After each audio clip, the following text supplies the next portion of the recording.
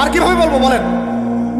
তুমি একজন মুসলিম ঘরের মেয়ে, তোমার ইজ্জতের দাম নাই, তোমার সম্মানের দাম নাই, তোমার ইজ্জত আবরুর দাম নাই। তুমি কেমন করে নগ্ন হয়ে বাইরে ঘুরতে পারো? তুমি কেমন করে একটা অমুসলিম ছেলের সাথে প্রেমের সম্পর্ক করতে পারো? কিভাবে তুমি একটা অমুসলিম ছেলের সাথে বেড়ে যেতে পারো? তার সামনে তোমার পায়জামা কেমন করে খুলতে পারো তুমি? আমার ল্যাঙ্গুয়েজ আপনি রাগ করেন না। আমি খুবই ফেড আপ এদের উপরে। একটা মেয়ে একটা মুসলিম ছেলের কাছেই তো যাইতে পারবে না অবৈধভাবে। যাইতে হইলে তোমার শর্ত তিনটা: বিয়ে করতে হবে, বালেগ হইতে হবে, সাক্ষী থাকতে হবে, মোহর দিতে হবে, তারপর যাইতে পারবে। তোমাদের এত কুরকুরি কেন? তোমাদের এত কেন কুরকুরি? মুসলিম তো মুসলিম করতে এখন অমুসলিমদের সাথে প্রেম করা শুরু করছো।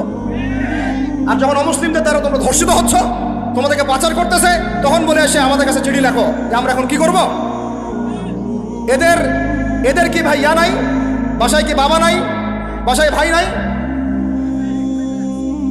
এই চক্র থেকে সাবধান থাকেন। আর আমাদের সমাজে যারা দায়িত্বশীল, রাষ্ট্রের যারা দায়িত্বশীল, যারা উপরের লেভেলে আছেন, এই বিষয়গুলোর উপর কঠিন দৃষ্টি দেওয়ার জন্য আমি রিকোয়েস্ট করব। আমরা কিন্তু কোনো ধর্মের মানুষের সাথে কোনো দ্বন্দ্ব চাই না। চাই আমরা যে 50-60 বছর থেকে একসাথে বসবাস করতেছি, আমরা কি কোনোদিন কারোর সাথে মারামারি করছি?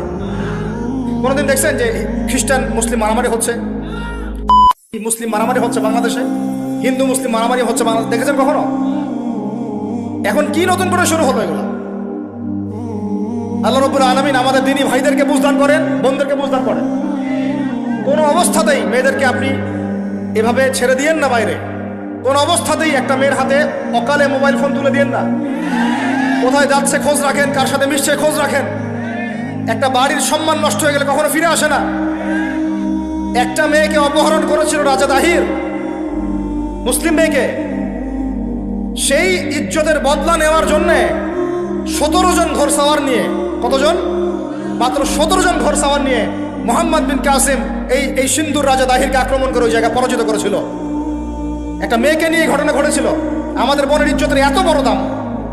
একজন নারী, শোনেন, একজন নারী বনু কাইনুকার বাজারে গিয়েছিলেন তার প্রয়োজনে। তার শ্লীলতাহানি করেছে, তার সতর খুলে দিয়েছিল।